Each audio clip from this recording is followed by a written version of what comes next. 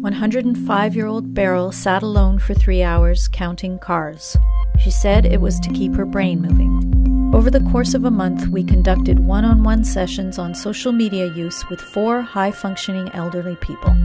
We wondered if learning new social media skills could not only support cognitive health, but also decrease loneliness and create a stronger sense of connection to family and friends. So I've been a family doctor for pushing 15 years, I guess, now.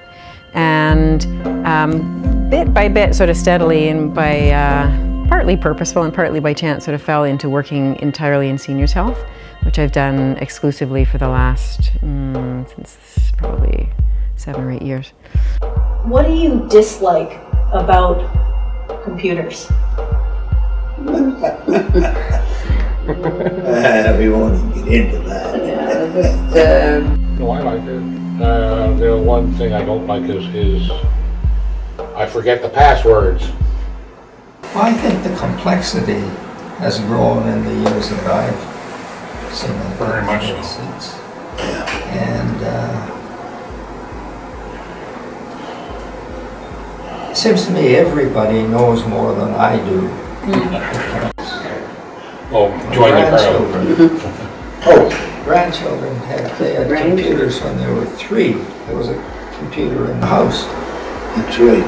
And you know, it's just like ringing the doorbell to them. You just go up and do it. I'm not an expert in the research of the area, and I think this is really a budding area, but there is a lot of sadness, a lot of depression, a lot of loneliness in older people. And it makes sense. If you can't leave your home, and you hear so much that, you know, well, I had a lot of friends, but they've all died, so people outliving their friends. And if you're in a facility, even if you're surrounded by other people and going for meals and going on the outings, many people will say it's just not the same. You know, I think that real sense of connectedness to friends is a big issue in older people. So, you know, I think people, by nature of being human, I think we long for a sense of connectedness. And if people have a way of doing that when they're older, I think it's quite apparent to me when I'm visiting to someone. Do you use Skype at all? Yes. Much? You use it with your... Not so much, but I'm going to use it some more because we cleared up some of my problems from doing with me that once. So. Yes, we watch little videos of our little great-grandchild, you know, she's so cute. You talk to your brother, because I was... Oh, yeah. And how often do you talk to him? Well, once every 2 or 3 days. Oh, wow. Or once every 2 days, you know. Depends on what we have to say. I think I told you that I was playing this game and up popped this Mavis, haven't seen you for years, and it turned out to be my cousin who I hadn't seen for years, and we've been playing games. I hadn't seen her since she was maybe 15 years old, 16. Yeah, we were just married ourselves. Yeah. Wow. She says, I can't believe that I look like you. It was. Yeah, no, I see her, and actually see the 2 pictures together, and you see family resemblance. Oh, she just loves it. I know. You've opened up a whole new pile of games for her. She's on there all day long. They all came out from Scotland, as my dad did, and settled in Saskatchewan. And then, of course, moved on all over the place, United States and wherever. And we're making contact with them now all the time. And that's kind of nice.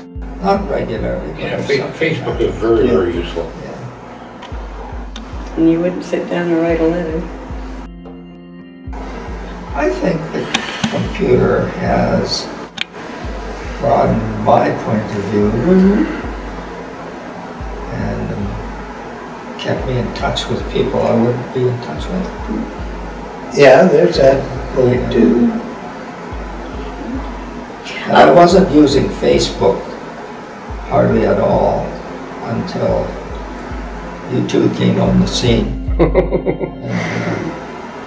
And now I'm finding I'm responding to nephews and all kinds of families.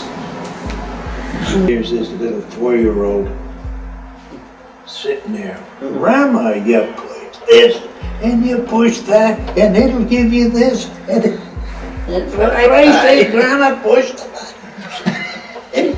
He's 4 years old. Often family takes on the role of caregiving, and it can be a lot of guilt for an older person, but they can also be so appreciative. And I will have people routinely say, I am so grateful for my daughter, my son. And sometimes those are people who are living far away but keep connected. So I think it's a huge thing. I think that that is very, very important, especially for people who are isolated, but also even for people who are living in a social environment, because they actually may not be getting the social connection that they need, that they could get in another way, whether that's by phone or by a computer or other digital connection. We contacted 11 independent living residences in Victoria, BC, and only 3 said that they offer regular computer training. Some said they would welcome volunteer trainers. Others felt that there just wasn't the cognitive ability or interest within their populations. Research indicates there are cognitive benefits to learning new skills. Our social media workshop has had a positive impact on Jim, Mavis, Peter, and Gordon. Our participants taught us a great deal about how they use social media, and in some cases we were able to teach them a few new ways to use these tools that will help them maintain meaningful relationships with distant friends and family.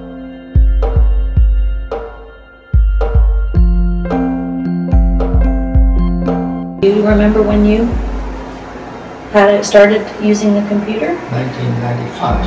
Oh gosh. Why do you remember that? That today he went green.